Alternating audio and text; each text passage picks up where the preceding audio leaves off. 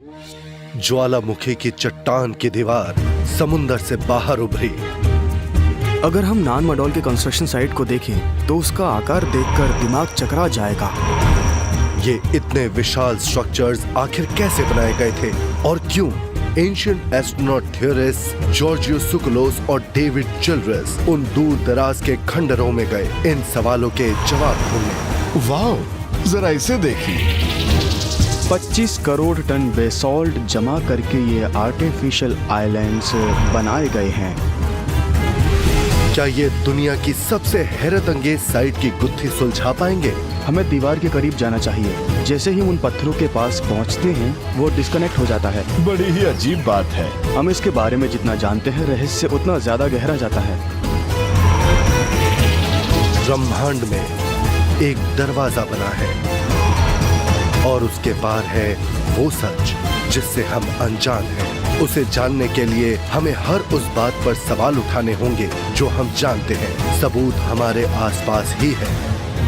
हमारा भविष्य हमारी नजरों के सामने है। हम अकेले नहीं हैं। हम कभी अकेले रहे ही नहीं। The mystery of Nan Madol. Pacific Ocean, January 1836। British cutter Lambton Micronesian island Pohnpei के किनारे पहुंचा। ये इस दूर दराज की जमीन पर पहुंचने वाला पहला यूरोपियन एक्सपेडिशंस था। ये जगह ऑस्ट्रेलिया के उत्तर पूर्व में करीब 4000 किलोमीटर दूर है। जहाज के सर्जन जिनका नाम डॉक्टर कैम्बल था, उन्होंने उस मेगालिथिक साइट के बारे में लिखा जो पुनपे के दक्षिणी पूर्वी किनारे के पास मौजूद थी। उनका अंदाजा था कि वो विशाल स्ट्रक्चर्स इजिप्ट के पिरामिड्स जितने पुराने हैं और उसे बनाने वाले भी बड़े महान इंसान रहे होंगे। ये उस जगह का एक शुरुआती ब्यौरा था जिसे आज हम नान मडौल कहते हैं। नान मडौल बड़ा ही जबरदस्त कंस्ट्रक्शन है और ये एक पूरा शहर ही है। जब वर्ल्ड वॉर 2 के दौरान पायलट पैसिफिक के इस हिस्से के ऊपर से गुजरते थे तब उन्हें यहाँ जो नजर आता उसे उन्होंने वेनिस ऑफ द पैसिफिक कहा था। ये भी इसका एक निकनेम बन गया। आज नान मडौल का ज्यादातर हिस्सा घने जंगल के अंदर छिपा हुआ है, जिससे इसे देखने पर यही लगता है कि पुनपे का एक छोर समंदर तक गया है। लेकिन सच तो ये है कि ये करीब 28 स्क्वायर किलोमीटर का कॉम्प्लेक्स है जिसमें 100 से ज्यादा इंसान के बनाए आइलैंड्स हैं और वो पानी के नीचे मौजूद कोरल रीफ पर बने हैं। आर्कियोलॉजिस्ट्स का अंदाजा है कि उन्हें बनाने के लिए बिल्डर्स ने 25 करोड़ टन बसाल्ट का इस्तेमाल किया था, उस काले पत्थर का जो एक ज्वालामुखी से निकली पिघली चट्टान के ठंडा होने पर बना था और ठोस हो गया था। उनमें से कुछ बसाल्ट लॉग्स और ब्लॉक्स का वजन करीब 50 टन तक है। नान मडौल एक अजीब सी जगह पर मौजूद एक बड़ा ही रहस्यमय टापू है। इसके हर तरफ करीब 1000 किलोमीटर दूर तक कुछ भी नहीं है। ऐसे में इस शानदार मेगालिथिक स्ट्रक्चर को देखकर पहला सवाल यही उठता है कि इस जगह को यहाँ आखिर बनाया ही क्यों गया था। अगर हम नान मडौल के कंस्ट्रक्शन साइट को देखें तो उसका आकार देखकर दिमाग चकरा जाएगा। आखिर उन्होंने इस दूर दराज इलाके में एक छोटे से टापू पर इतना बड़ा कंस्ट्रक्शन क्यों किया था? आज तक ये पता नहीं लग पाया कि इसे किसने और कब बनवाया था। हिस्टोरियंस मानते हैं कि इसे साडालुअर डायनेस्टी के लोगों ने बनवाया था। उस साम्राज्य ने नान मडौल पर करीब 500 साल राज किया, 1100 से 1628 ईस्वी तक। लेकिन उन्हें नान मडौल का बिल्डर्स मानने की बात काफी विवादों में रही है। बहुत से लोग मानते हैं कि इन स्ट्रक्चर्स की सही तारीख का अंदाजा लगा पाना असंभव सा है। नान मडौल कब बना था इसकी सही तारीख का अंदाजा लगा पाना मुश्किल है। हाँ, मेन स्ट्रीम के आर्कियोलॉजिस्ट्स कहते हैं कि ये शहर 1100 ईस्वी में बसाया गया था और उन्हें ये तारीख यहाँ से मिले कुछ कोरल रबल की डेटिंग करके बताई है। मैं तो मानता हूँ कि वो शायद इस शानदार शहर में हुए आखिरी रिपेयर वर्क की तारीख है, लेकिन ये शहर उससे काफी पहले बसाया गया था। सबसे बड़ी बात, उन्होंने कोई रिकॉर्ड, कोई लिटरेचर, कोई हिस्ट्री, ना कोई आर्ट छोड़ा है, न ऐसा कोई सबूत मिला है जिससे साबित हो कि उनके पास एडवांस्ड टेक्नोलॉजी या मैथमेटिक्स जैसे कॉन्सेप्ट थे जिनकी बदौलत वो ऐसे आर्कियोलॉजिकल अजूबा बना सकते हैं। तो सवाल ये खड़ा होता है कि नान मडौल को असल में किसने और क्यों बनाया था। Baltimore, Maryland, 16 September 2019। US department of state ambassador fund for cultural preservation की मदद से साइंटिस्ट की एक टीम ने इस वर्ल्ड हेरिटेज साइट पर 6 हफ्तों का प्रोजेक्ट किया। यहाँ पहला लाइडार सर्वे किया। लाइडार ने असल में उस लेजर वेव पल्सेस की मदद से उस जगह का एक 3D रिप्रेजेंटेशन बनाया और तब उन जगहों तक भी पहुँचने का रास्ता मिल गया जहाँ तक पहुँचना पहले बहुत मुश्किल था। टैम्बेन आइलैंड और नान मडौल के फिलहाल के लाइडर सर्वे से पता लगा है कि वहाँ एक खास तौर पर बना इरिगेशन सिस्टम था जो वहाँ के रहने वाले लोगों का सहारा था। पॉनफे के पास बसे इस छोटे से टापू पर इसके बाद यहाँ नान मडौल भी बनाया गया। सवाल ये है, यहाँ इतना सोफिस्टिकेटेड इरिगेशन सिस्टम किसने बनवाया था जिसके बारे में उस लिडार सर्वे से पहले कोई भी नहीं जानता था। और लगता नहीं कि ये काम उन बिल्डर्स का था। इसका बिल्डर साडा ल्यूअर्स को माना जाता है। साडा ल्यूअर्स ने ही नान मडौल बनवाया था। इसका पता लगाने के लिए आज भी स्टडी जारी है, मगर कई रिसर्चर्स कहते हैं कि इस इलाके की कहानियां इस मान्यता को खारिज कर देती हैं। हाल ही में हुआ वो लाइडर सर्वे बड़ा ही सेंसेशनल है, क्योंकि अभी तक सबसे बड़ा सवाल यही था कि नान मडौल के लोगों को आखिर खाना पानी कहां से मिलता था। और यहाँ रहने वाले लोगों का कहना है कि वो चीजें बाहर से लाई जाती थी। लेकिन अगर हम आज उस लाइडर सर्वे को देखें तो उससे पता लगता है कि टैम्बेन में एक आर्टिफिशियल इरिगेशन सिस्टम था, मतलब लोग वहाँ पानी जमा करते थे। मैं तो यही मानता हूँ कि साडा ल्यूअर्स ने उन चीजों को ही इस्तेमाल के लायक बनाया था जो टैम्बेन आइलैंड और नान मडौल में थी। क्या उस लाइडार सर्वे से ये साबित होता है कि आज तक जिन साडा ल्यूअर्स को नान मडौल का क्रिएटर माना जाता था वो बात ही गलत है? अगर ऐसा है तो सवाल उठता है कि फिर इसे किसने बनवाया और क्यों। सितंबर 2019।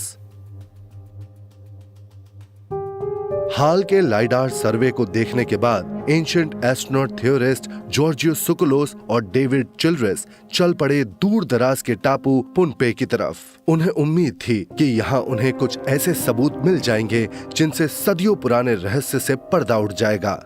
पहुंच गए। कमाल की जगह है। जॉर्जियो यहाँ पहली बार आए हैं, लेकिन डेविड इस मेगालिथिक साइट पर 5वीं बार आए हैं। हेलो हाय गाइस, ये हैं। आप कैसे हैं? मिलकर खुशी हुई। टापू के दक्षिणी किनारे पर मौजूद मैनग्रोव बे में जॉर्जियो और डेविड मिले माइक्रोनेशिया के नेशनल हिस्टोरिक प्रिजर्वेशन ऑफिसर गस कॉलर से। आप लोग तैयार हैं? चलिए ना, चलते हैं। यहाँ से ये बोट से नान मडौल तक जाएंगे। नान मडौल उन आखिरी प्राचीन रहस्यों में से एक है जिसका पता लगाने के लिए मैं यहाँ पिछले 30 सालों से आना चाहता था। मैं देखना चाहता हूँ कि यहाँ आखिर क्या है, और इसके लिए डेविड चिल्ड्रेस से बेहतर गाइड कौन हो सकता है। नान मडौल को दुनिया का 8वां अजूबा कहा जा सकता है। ये एक बड़ी ही अनूठी मेगालिथिक साइट है, मगर इसके बारे में ज्यादा जानकारी नहीं है। जो आर्कियोलॉजिस्ट्स यहाँ आए थे उन्होंने क्या कहा था? उनके हिसाब से नान मडौल कैसे बना था? दरअसल सबकी अपनी अलग अलग थ्योरी है। सही कहा। अगर यहाँ किसी को ये सब जानना होता तो काम आसान नहीं था, क्योंकि ये जगह समतल नहीं है, पहाड़ है, घाटी है, बीहड़ है, और फिर ये कहना कि पत्थरों को बोट पर रखकर या बोट के नीचे लटका कर लाया गया था। हमने राफ्ट पर काफी छोटे पत्थर ढूंढने की कोशिश की, पर इनकी नकल करना नामुमकिन है। अच्छा, आपने कोशिश की थी, और उसी तरीके से जैसा कि मेन स्ट्रीम आर्कियोलॉजी मानती है, मगर बात नहीं बनी। हाँ, जो राफ्ट थे उनसे तो बात नहीं बनी। मेन स्ट्रीम स्कॉलर्स मानते हैं कि बांस के बने राफ्ट्स पर नान मडौल को बनाने में लगे पत्थर के ब्लॉक्स लाए गए थे, मगर गस कॉलर इस बात से सहमत नहीं है। उनका कहना है कि इस तरीके को कई बार आजमाया गया, लेकिन कामयाबी नहीं मिली, जबकि उन्होंने काफी छोटे बसॉल्ट कॉलम्स को ढोने की भी कोशिश की थी। हाल में ऐसी ही एक कोशिश टेलीविजन डॉक्यूमेंट्री के लिए 1995 में की गई थी। कई कोशिशों के बाद भी वो ये नहीं दिखा पाए कि पत्थरों को यहाँ तक कैसे लाया गया था, जबकि उन्होंने 1 टन छोटे पत्थरों का भी इस्तेमाल किया था। बोट से 1.5 घंटे के सफर के बाद डेविड और जॉर्जियो को पहली बार नान मडौल की बसॉल्ट की विशाल दीवारों को देखने का मौका मिला। हाँ, वो देख रहे हैं। सामने एक विशाल सी वॉल है और वो बहुत बड़ी है। उन विशाल पत्थरों को देख रहे हैं। उन्हें यहाँ तक कैसे लाया गया होगा? सारे पत्थर बहुत बड़े हैं। यहाँ करीब 25 करोड़ टन बेसॉल्ट को जमा करके ये विशाल दीवारें और आर्टिफिशियल आइलैंड बनाए गए हैं। इन्हें देखकर तो सच में दिमाग चकरा जाता है।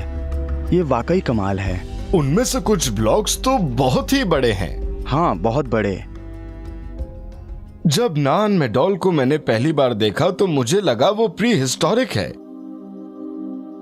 ये जगह उस समय से कई हजार साल पहले की है जो हमें मेन स्ट्रीम आर्कियोलॉजी बताती है। नान मडोल को देखकर यकीन नहीं आता है, लेकिन ज्यादातर आर्कियोलॉजिस्ट्स भानुमति के उस पिटारे को खोलना ही नहीं चाहते जिससे पता लग सके कि इस आइलैंड पर क्या है, क्योंकि मेन स्ट्रीम आर्कियोलॉजी उसके बारे में कुछ बता ही नहीं सकती। Rufino Mauricio federal of Micronesia office of national archives के डायरेक्टर हैं और वो भी यही मानते हैं कि शायद नान मडोल की ओरिजिन के राज पृथ्वी से नहीं जुड़े हैं। नान मडोल का वजूद ही लोगों को हैरान करता है, क्योंकि इसे देखकर दिमाग में कई संभावनाएं पैदा होती हैं और उनमें से एक संभावना ये भी है कि शायद यहाँ जो बना है उसके ऊपर दूसरी दुनिया के जीवों का प्रभाव था। दूसरी दुनिया के जीवों का प्रभाव? जॉर्जियो और डेविड इस सवाल का जवाब पाने को बेताब हैं और अपनी तहकीकात के पहले चरण में वो इस साइट की करीब से जांच करना चाहते हैं और देखना चाहते हैं कि इस चौंकाने वाले कंस्ट्रक्शन की क्या बारीकियां हैं। हम अभी टेम्वेन आइलैंड के छोर पर हैं। क्या बात है। पुनपे के टेम्वेन आइलैंड पहुंचने के बाद एंशिएंट एस्ट्रोनॉट थ्योरिस्ट जॉर्जियो सुकलोस और डेविड चिल्ड्रेस अब जमीन के रास्ते जा रहे हैं नान मडोल के प्राचीन खंडहरों की तरफ। उनके साथ है माइक्रोनेशिया के नेशनल हिस्टोरिक प्रिजर्वेशन ऑफिसर गस कॉलर। ओके, यहाँ से आपको बाएं मुड़ना है। यहाँ से बाएं जाना है? ठीक है, मेरे ख्याल से यही जगह है ना? यही है। इस अनूठे मेगालिथिक कॉम्प्लेक्स के कंस्ट्रक्शन के बारे में एक एक्सपर्ट की राय लेने के लिए इन्होंने UCLA professor of structural engineering doctor Henry Burton को बुलाया है। मैं एक स्ट्रक्चरल इंजीनियर हूँ, इसलिए मैं सबसे पहले ये सोचता हूँ कि चीजों को किस तरह से डिजाइन किया जाए ताकि जब उनका इस्तेमाल किया जाए तो वो स्टेबल हो। सब ठीक है ना? मैं माइक्रोनेशिया के इन स्ट्रक्चर्स को एक बिल्कुल नए पर्सपेक्टिव से दिखता हूँ। वाह, जरा इसे देखिए, कमाल का है। आप उन्हें देखिए ना, वो तो बड़े ही। वो देखिए, यहाँ एक बहुत बड़ी दीवार है जिसमें काफी प्रिज्मेटिक बेसाल्ट पत्थर लगे हैं। आप इन्हें आज कैसे बनाएंगे? देखिए, मेरा मानना है कि इनके लिए क्रेन्स की जरूरत पड़ेगी और साथ ही उन छोटे ब्लॉक्स के लिए भी जो कई 100 टन भारी होंगे। अगर आपके पास क्रेन्स नहीं हो तो आप इन्हें कैसे बनाएंगे? देखिए, मुझे नहीं लगता कि उनके बिना इन्हें बनाया भी जा सकता है।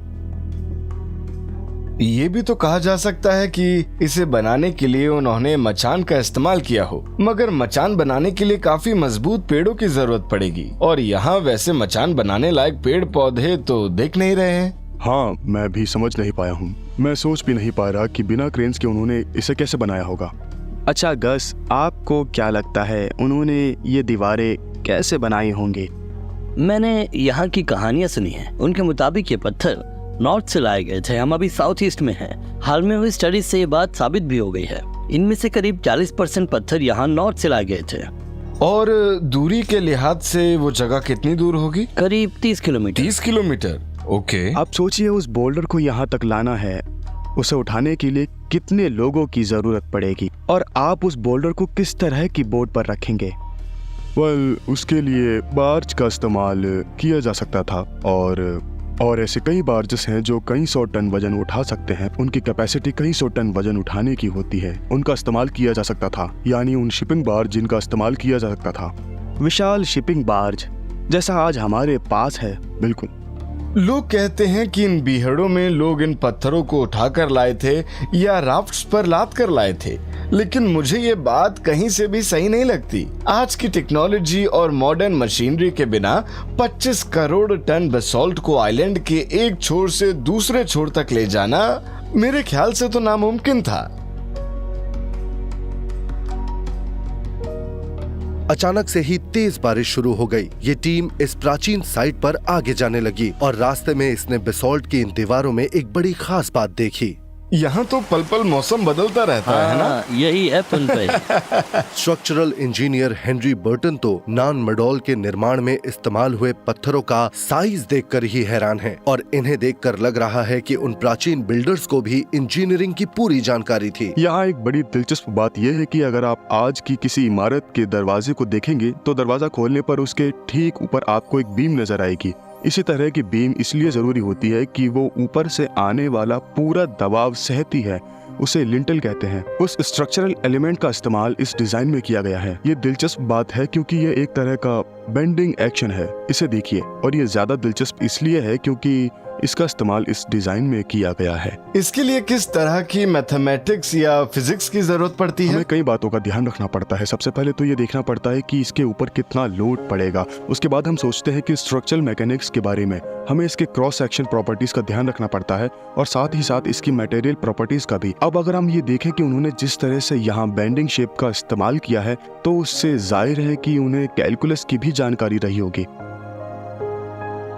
डॉक्टर बर्टन ने बताया कि स्ट्रेस लेवल्स का अंदाजा लगाने के लिए उन्हें कैलकुलस जैसी एडवांस्ड मैथमेटिक्स का सहारा लेना पड़ता है और ये एक बहुत बड़ी बात है क्योंकि आर्कियोलॉजिस्ट भी इस बात से इनकार नहीं कर सकते कि 1100 एडी में कैलकुलस था ही नहीं। मेरी जानकारी में कैलकुलस तो सबसे पहले आया था 17th सेंचुरी एडी में।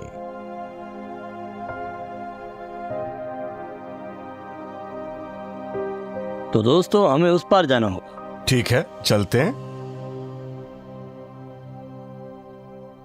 हालांकि इन पत्थर के स्ट्रक्चर्स पर किसी तरह के इंस्क्रिप्शंस नहीं मिले, मगर 1907 में उन जगहों पर खुदाई की गई जहां सेरेमोनियल मंदिर और कब्र होने का अंदाजा था। देखिए, ये नंदुअस का सेंटर पार्ट है, सेरेमोनियल सेंटर का।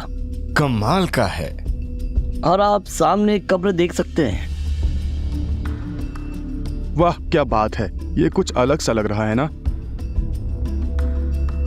वाह, बड़ा ही अनूठा है। ये इलाका नान मडोल का मेन सेरेमोनियल सेंटर है। यहीं पर वो अपने सारे रिचुअल करते थे।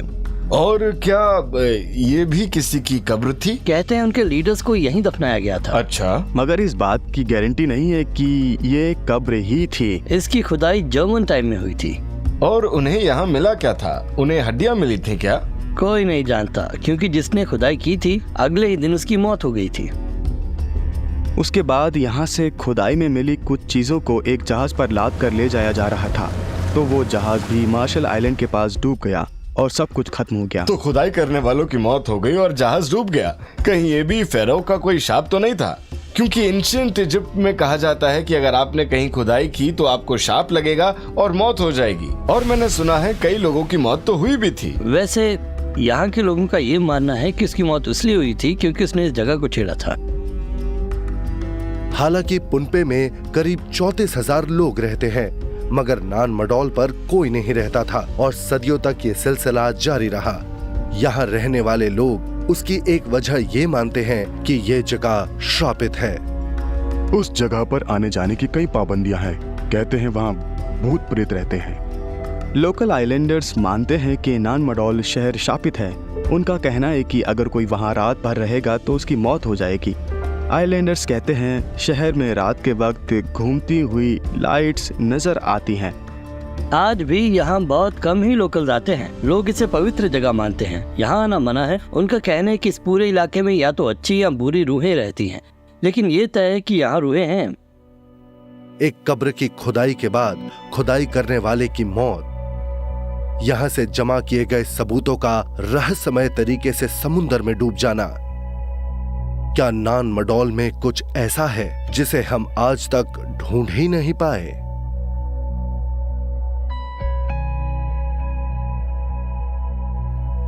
क्या बात है। देखिए वो कितना ऊंचा है। प्राचीन साइट नान मडोल पर एंशिएंट एस्ट्रोनॉट थियोरिस्ट जॉर्जियो सुकुलोस और डेविड चिल्ड्रेस अपने गाइड गस कॉलर और structural engineer doctor Henry Burton के साथ नांदुआस पहुंचे हैं, उस शाही कब्रिस्तान तक जिसके बारे में कहा जाता है कि वहां नान मडोल के ओरिजिनल बिल्डर्स को दफन किया गया है।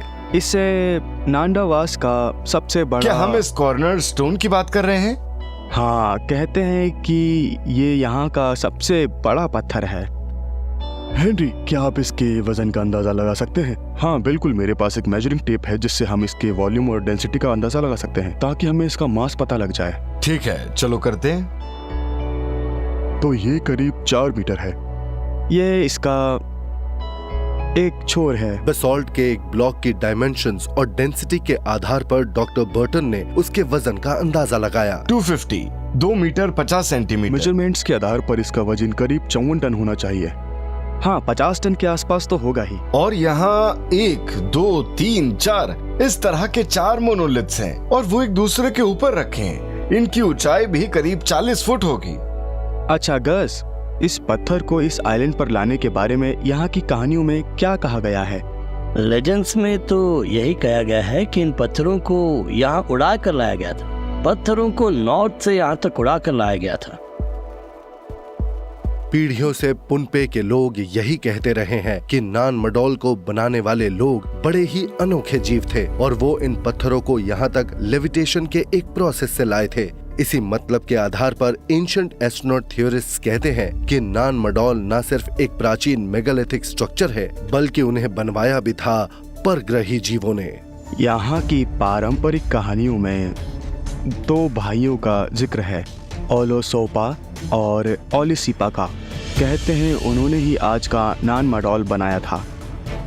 उन कहानियों के मुताबिक पत्थरों को उड़ाकर नान मडोल इलाके में लाया गया था, मगर उन्हें कैसे उड़ाया गया ये हम नहीं जानते। पुनपे के लेजेंड्स के मुताबिक जिन 2 भाइयों ने नान मडोल बसाने की शुरुआत की थी वो विदेशी थे। कोई नहीं जानता वो कहां से आए थे। उस मिथक के मुताबिक जिन 2 जादूगर भाइयों ने नान मडोल को बनाया था वो काफी लंबे, तगड़े, विशाल कदकाठी के जीव थे, ईस्टर आइलैंड के मिथकों की तरह। और कहा जाता है कि वहां उन्होंने मुआई मूर्तियों को हवा में उड़ाकर उस जगह तक पहुंचाया था। ऐसी ही कई कहानियां दूसरी मेगालिथिक साइट से भी जुड़ी हैं, जिनमें लेविटेशन का इस्तेमाल किया गया था, जैसे कि इंग्लैंड की स्टोनहेंज, इजिप्ट में गीजा के ग्रेट पिरामिड, युकेटिन पेनिनसुला के ऊष्माल पिरामिड और बोलिविया के पुमा पुंकु में। दुनिया भर में कई और ऐसी कहानियां हैं जिनमें कहा गया है कि विशाल पत्थरों को किसी जगह पर ऐसे पहुंचाया गया था जैसे जादू हुआ हो। ऐसे में सवाल ये उठता है कि क्या उनके बीच कोई रिश्ता है? क्या हमारे पूर्वजों को ये जानकारी परग्रही जीवों से मिली थी? मेरा मानना है कि इसका जवाब है हाँ। हमने साइंटिफिक स्टडीज की तो पता चला कि इस साइट पर इस्तेमाल हुए करीब 40% पत्थर नॉर्थ से लाए गए और कहानियों में भी यही कहा गया है कि वो नॉर्थ से लाए गए थे। बाकी के 60% कोई नहीं जानता कि वो कहां से आए थे। मगर वो यहाँ के तो नहीं हैं। बिल्कुल, इस बारे में कोई जानकारी नहीं। 60% पत्थरों के बारे में कोई नहीं जानता कि उन्हें यहाँ तक कैसे लाया गया। बड़ी कमाल की बात है, वो 60% पत्थर आज भी राजी हैं, है ना? कई दशक तक मुख्य धारा के आर्कियोलॉजिस्ट्स इस बात से बड़े परेशान थे कि उन्हें अभी तक पता नहीं लग पाया कि नान मडोल की कंस्ट्रक्शन में इस्तेमाल हुए बेसॉल्ट का सोर्स क्या था। मगर हाल में बड़ी संख्या में वैज्ञानिक ये मानने लगे हैं कि वो पत्थर एक ज्वालामुखी चट्टान में उभार से आया था, जो नान मडोल से 40 किलोमीटर दूर पुइसन मालक में है। वो अनूठा उभार हवा में करीब 400 फुट ऊंचा है और हैरानी की बात ये है कि नान मडोल में जिन पत्थरों का इस्तेमाल किया गया है वो पहाड़ के एक ऐसे हिस्से से काटा गया था जहां तक पहुंच पाना भी बहुत मुश्किल था। पहाड़ की चोटी से, मगर कैसे? पुनपे की लोक कथाओं के मुताबिक वो बसॉल्ट यहां तक विशाल परिंदे लेकर आए थे। दरअसल एक कहानी के मुताबिक वहां कभी विशाल मुर्गे हुआ करते थे जो पहाड़ की चोटी पर रहा करते थे और उसमें से वो मुर्गा उस बसॉल्ट ब्लॉक्स को लेकर उड़ा और नान मडोल तक ले आया। हम जानते हैं कि इतने विशाल मुर्गे नहीं होते।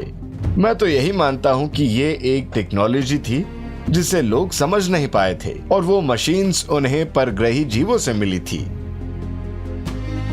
मैं तो मानता हूँ कि आइलैंडर्स की ये बात सही है कि उन पत्थरों को यहाँ तक उड़ाकर लाया गया था, क्योंकि उन्हें यहाँ तक लाने का कोई और तरीका था ही नहीं। जहां तक एंशिएंट एस्ट्रोनॉट थ्योरिस्ट की बात है तो वो यही मानते हैं कि स्थानीय मिथक और उनसे जुड़े पुख्ता सबूत बताते हैं कि बसॉल्ट पत्थर पहाड़ की चोटी से काटकर लाए गए थे, और इससे उनकी ये बात साबित होती है कि नान मडोल के निर्माण में एक उन्नत परग्रही टेक्नोलॉजी का इस्तेमाल किया गया था। इस थ्योरी को साबित करने के लिए जॉर्जियो सुकोलोस और डेविड चिल्ड्रेस एक structural engineer doctor Henry Burton के साथ उस टापू से 40 किलोमीटर दूर सबसे करीबी बसॉल्ट क्वारी में आए हैं। अरे वाह, इसे देखिए, कमाल की खदान है। इन दीवारों में से बसॉल्ट को कैसे काटा जा सकता है? उसे काटने के लिए कुछ खास औजारों की जरूरत पड़ेगी, एक तरह के एक्सकेवेटर की खास किस्म की ड्रिल टिप की, और साथ में ये भी देखना पड़ता है कि वहाँ इतनी जगह है या नहीं कि उन चीजों को वहाँ तक लाया जा सके, और ब्लॉक्स के साइज के हिसाब से उन चीजों को हटाने के लिए क्रेन की जरूरत पड़ सकती थी। आज इस काम के लिए मशीनरी की जरूरत पड़ेगी। सवाल है, आज से कम 1000 साल पहले वो इस खदान से उन ब्लॉक्स को कैसे ले आए? उन्होंने किसी तरह से उन कॉलम्स को इस पहाड़ से काट कर निकाला होगा, और फिर उसे इस तरह से लाए होंगे कि वो प्रिज्मेटिक बेसॉल्ट का एक अनूठा पीस हो, और फिर वो लाखों टन पत्थर यहाँ तक ले आए। मेरे ख्याल से इस जगह पर काफी व्यापक सर्वे करके देखा गया होगा कि इस आइलैंड पर निर्माण के लायक क्या चीजें मिल सकती हैं। मुझे तो लगता है कि इसके लिए उन्होंने एरियल सर्वे किया होगा। हाँ, मैं तो मानता हूँ कि उनके पास शायद एक एडवांस्ड रेडार टेक्नोलॉजी भी थी, मगर इंसानों के पास नहीं, दूसरी दुनिया के जीवों के पास। जॉर्जियो और डेविड को लग रहा है कि वो नान मडोल के बारे में जितनी जानकारी हासिल कर रहे हैं, चाहे वो बसॉल्ट कॉलम्स के वजन की बात हो या जिस जगह से उन्हें लाया गया था वहाँ से इस जगह तक की दूरी की, या फिर उन पत्थरों की खुदाई में इस्तेमाल हुए औजारों की, उनके लिए ये समझना मुश्किल होता जा रहा है कि बिना किसी परग्रही टेक्नोलॉजी के ये सब कैसे किया गया होगा। और फिर पुनपे की लोक कथाओं के मुताबिक सबसे पुख्ता सबूत इन मेगालिथिक स्ट्रक्चर्स की जांच पड़ताल से नहीं मिलेंगे, बल्कि उनके लिए उन्हें उनके नीचे जाना पड़ेगा।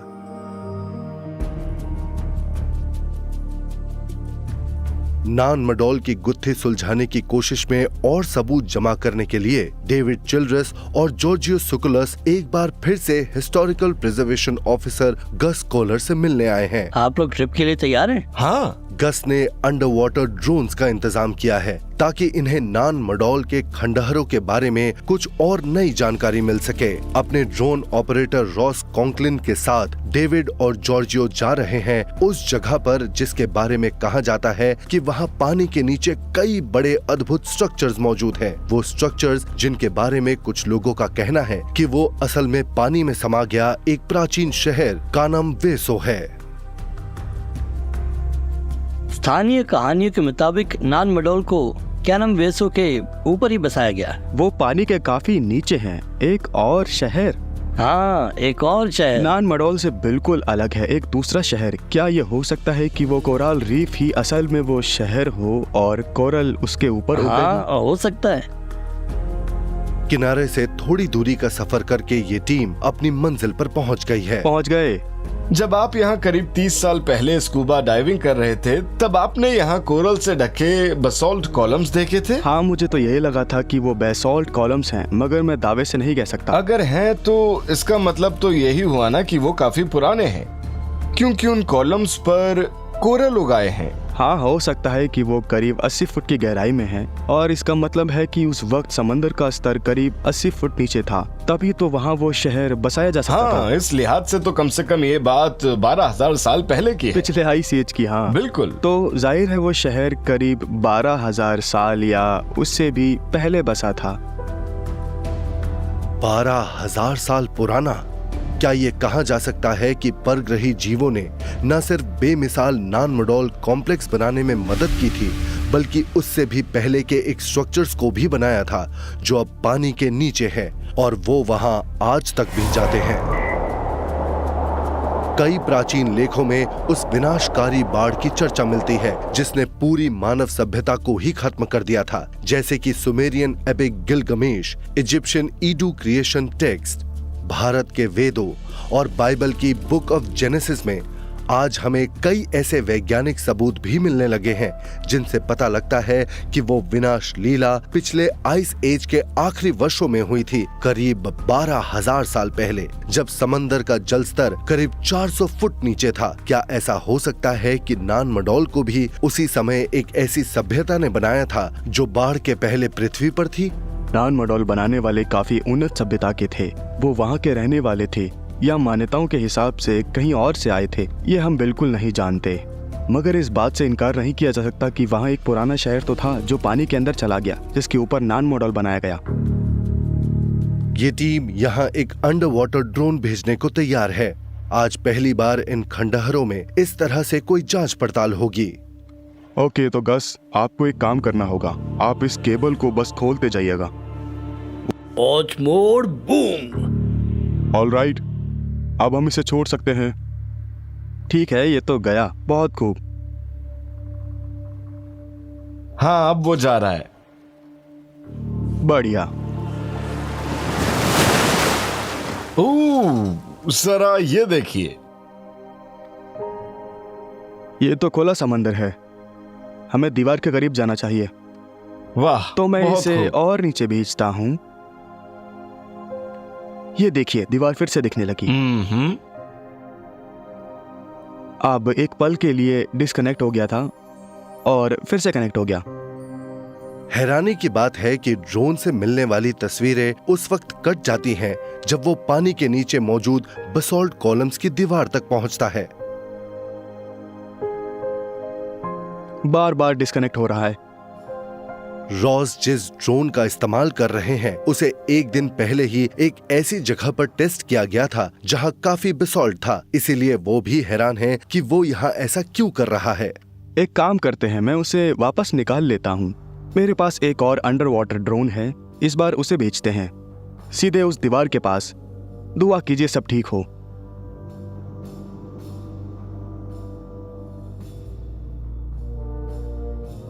नान मडोल के प्राचीन खंडहरों में पानी के नीचे मौजूद एक बहुत ही बड़े कॉम्प्लेक्स की तहकीकात करते समय एंशिएंट एस्ट्रोनॉट थ्योरिस्ट जॉर्जियो सुकुलोस और डेविड चिल्ड्रेस, हिस्टोरिक प्रिजर्वेशन ऑफिसर गस कोलर और ड्रोन ऑपरेटर रॉस कॉन्कलिन ने एक बड़ी ही रहस्यमय बात देखी।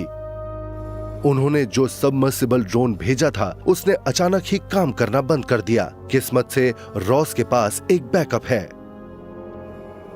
ठीक है, इस बार मैं उस कोने की तरफ ले जाता हूँ।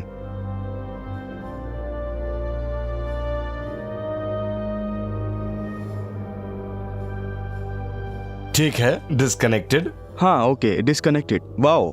तो जैसे ही उन पत्थरों के पास पहुंचते हैं ये डिस्कनेक्ट हो जाता है। वो सतह के नीचे गया ही था और जैसे ही मैं उसे आगे ले जा रहा था। और ये दूसरे वाला है ना? हाँ, दोनों के साथ एक ही बात ये है। बड़ी अजीब बात है। हैरानी की बात है कि दूसरा ड्रोन भी काम नहीं कर रहा था। क्या उन पत्थरों में कुछ खास है?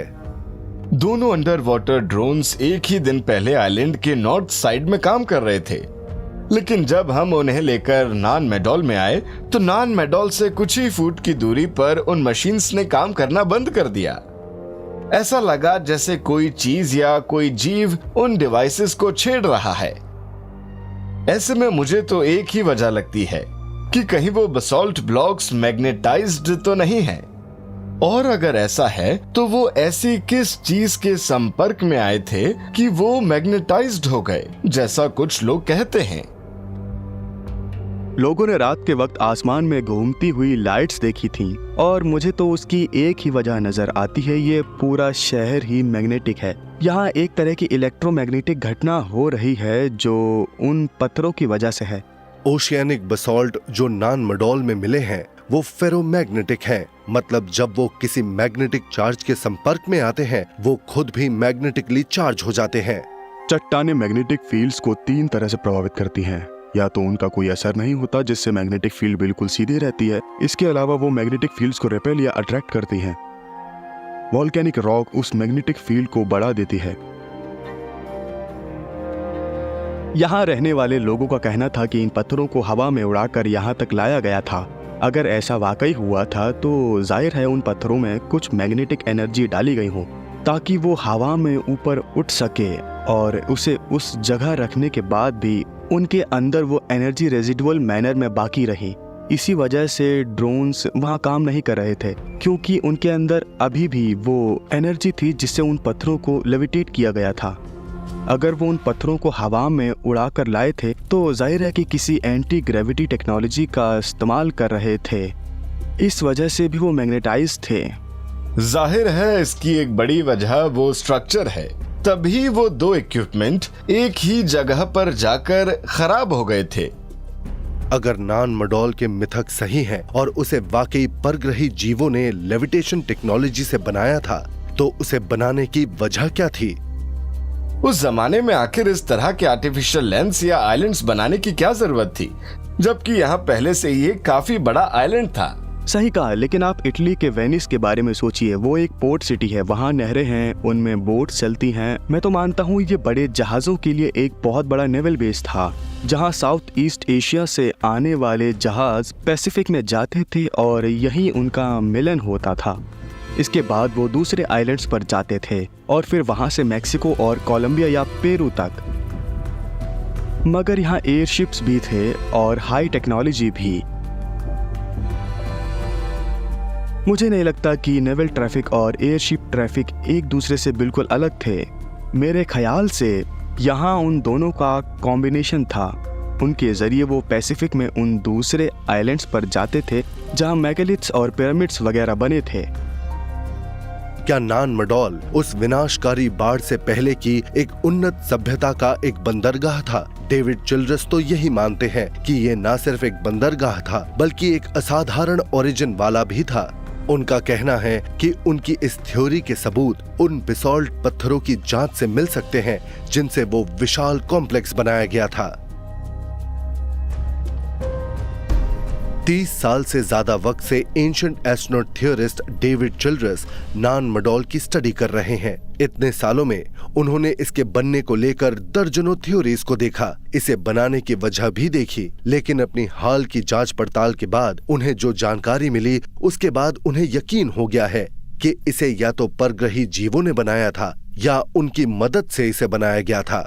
वो ये भी मानते हैं कि इस कॉम्प्लेक्स को बेसॉल्ट चट्टानों से इसीलिए बनाया गया था कि उनमें इलेक्ट्रोमैग्नेटिक प्रॉपर्टीज थी।